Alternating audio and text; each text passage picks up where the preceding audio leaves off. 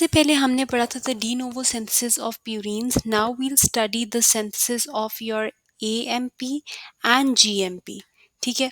अब de novo synthesis के and में हमने आईएमपी बनाया था. ठीक है, which was your inosine monophosphate.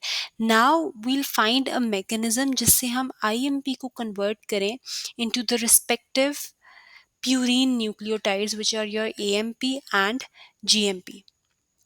सही हो गया. तो लेट्स स्टार्ट.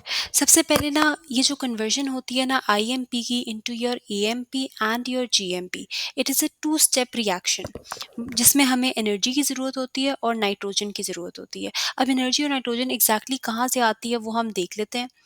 अब एएमपी के लिए the energy comes from your GTP and the nitrogen comes from your aspartate. ठीक है. और जीएमपी के लिए the energy comes from ATP and nitrogen source is your glutamine.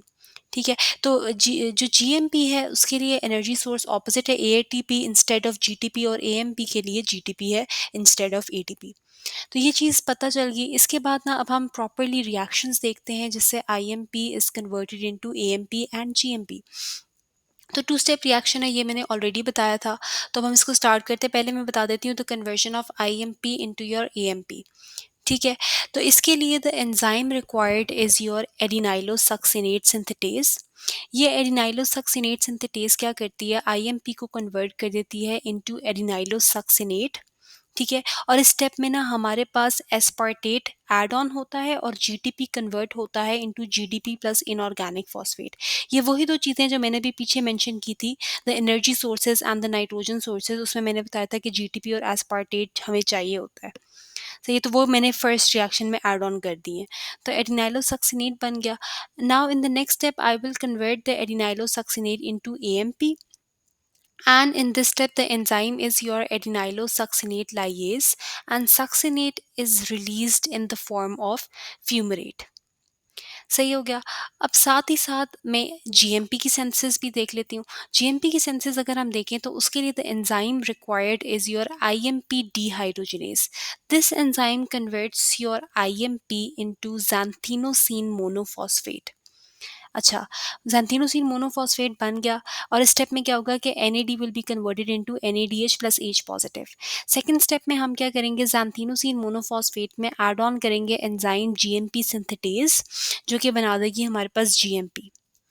और इस स्टेप में जो मैंने अभी शुरू में बताए थे ना एटीपी और ग्लूटामीन, वो इस स्टेप में हम यूटिलाइज करेंगे. ATP will be converted into AMP plus inorganic phosphate and glutamine will be converted into glutamate.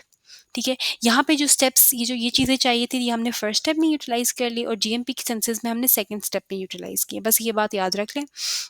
इसके अलावा अ वेरी इंपॉर्टेंट पॉइंट, हमने रिएक्शंस देख लिया, अब हमें रेगुलेशन पता होनी चाहिए. सही है. तो अब ना जो हमारे पास एंड प्रोडक्ट्स आए थे which was AMP and GMP, ये हमारे पास ना इनहिबिटर्स होते हैं ऑफ देयर रिस्पेक्टिव एंजाइम्स. अब जिस तरह एएमपी की एंजाइम थी एडिनाइलोसक्सिनेट सिंथेटेज, ये एएमपी क्या करता है, एडिनाइलोसक्सिनेट को इनहिबिट करता है, यानी एंड प्रोडक्ट इनहिबिट कर रहा है. साथ ही साथ जीएमपी जो है वो अपनी रिस्पेक्टिव एंजाइम आईएमपी डिहाइड्रोजिनेज को इनहिबिट करता है. सही हो गया. तो अब इसका हमें क्या फ़ायदा होता है, इसका मैं फ़ायदा बताती हूँ.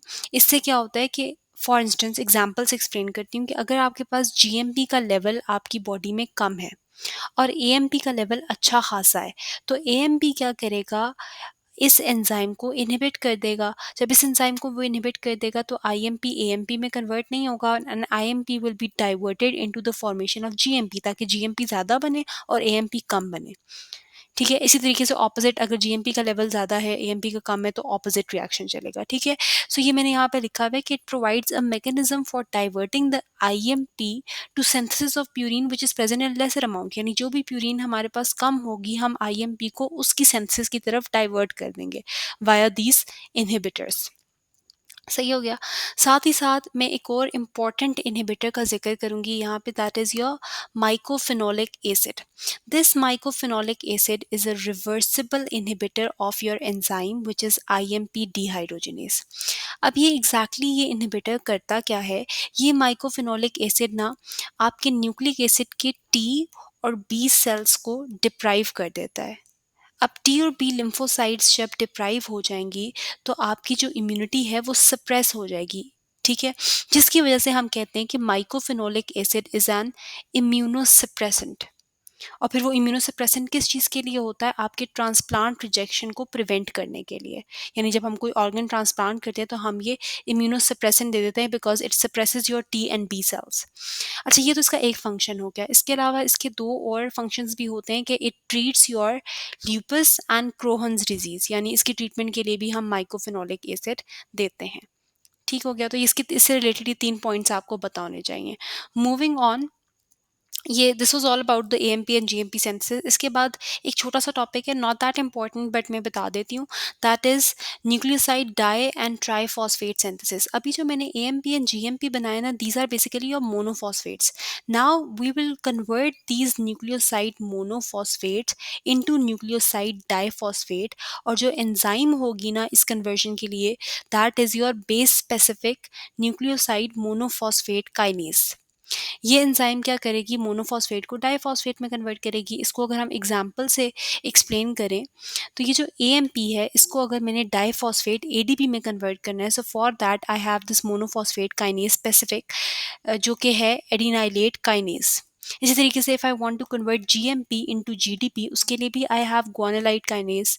और ये जो एडिनाइलेट काइनेज है और ग्वानिलेट काइनेज है, these both are basically base specific nucleoside monophosphate kinases. सही है। और साथ ही साथ में न्यूक्लियोसाइड डाइफॉस्फेट काइनेजेस का भी बता देती हूँ। न्यूक्लियोसाइड डाइफॉस्फेट काइनेजेस क्या करती हैं? जो हमने अभी यहाँ पे डाइफॉस्फेट्स बनाए ना, इनको कन्वर्ट कर देती हैं into triphosphates in the presence of ATP.